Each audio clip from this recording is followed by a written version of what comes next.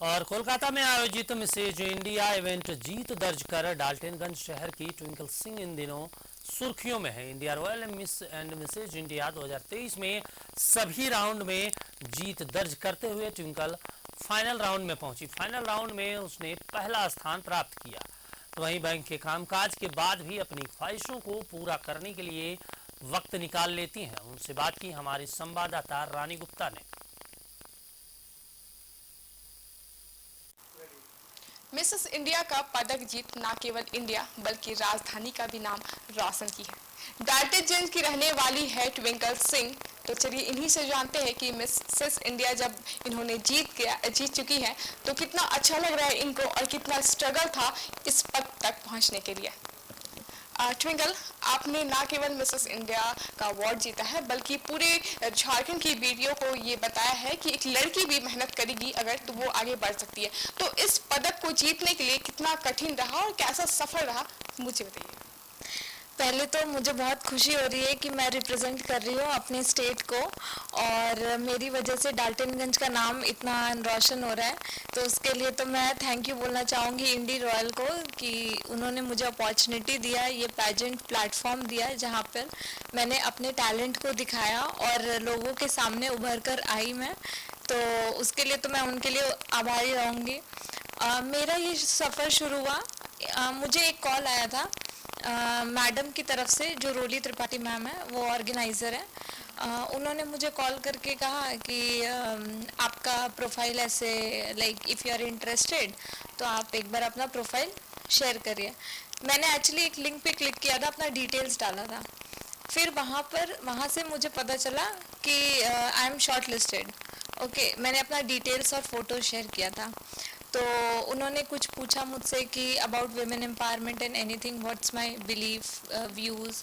तो उन्हें बहुत अच्छा लगा और उन्होंने मुझे बुलाया, मुझे इंसिस्ट किया कि ज्वाइन करें। पर मेरे पास टाइम तो ऐसा था नहीं कि मैं कर पाती ज्वाइन, क्योंकि उस टाइम ऐसा था मेरी शादी भी फिक्स हो गई थी। तो मैं थोड़ा सा ऐसे सोचा, कंफ्यूज थी करूँ या ना करूँ। पर उन्होंने मुझे इंसिस्ट किया और बहुत मेरे लिए फ्लेक्सिबल टाइम रखा बहुत सारे सेशंस के लिए। तो इस वजह से मैं ज्वाइन कर पाई और मैंने पार्टिसिपेट किया। ये पूरा का पूरा जो पैजेंट था इसमें काफ़ी सारे राउंड्स थे। तो ये सारे राउंड्स को क्लियर करके क्वालिफाई करना और वो भी दूसरे स्टेट में जाके, मेरे लिए तो बहुत मुश्किल था, लेकिन फिर भी मैंने किया। शादी के कुछ ही दिन बचे थे और तब तक आपको कॉल आया, तो कितना मुश्किल रहा वहाँ का सफर? ऐसे तो शादी की प्रिपरेशन भी चली रही थी, बैंक का काम भी था और साथ में मेरा ये जो पैजेंट था ये भी था। तो अब इसके लिए मुझे तैयारी करनी भी थी। तो मैं सुबह रोज़ 6 बजे उठती थी। उठकर मैं सबसे पहले अपना शेड्यूल तैयार करती थी कि मुझे क्या क्या करना है इस पैजेंट के लिए।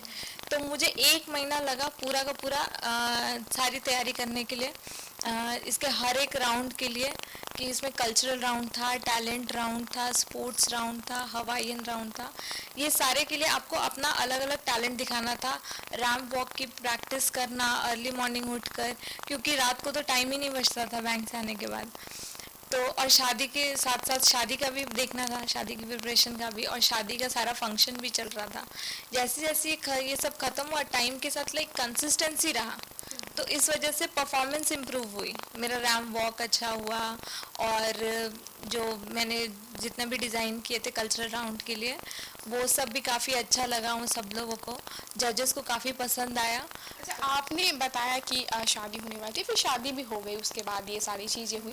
तो शादी के बाद आपको हस्बैंड से कितना सहयोग मिल रहा है, क्योंकि कहीं ना कहीं शादी कुछ ही महीने हुए हैं, जहाँ तक मुझे पता है 2 महीने हुए हैं। हाँ, तो कैसे सहयोग मिला?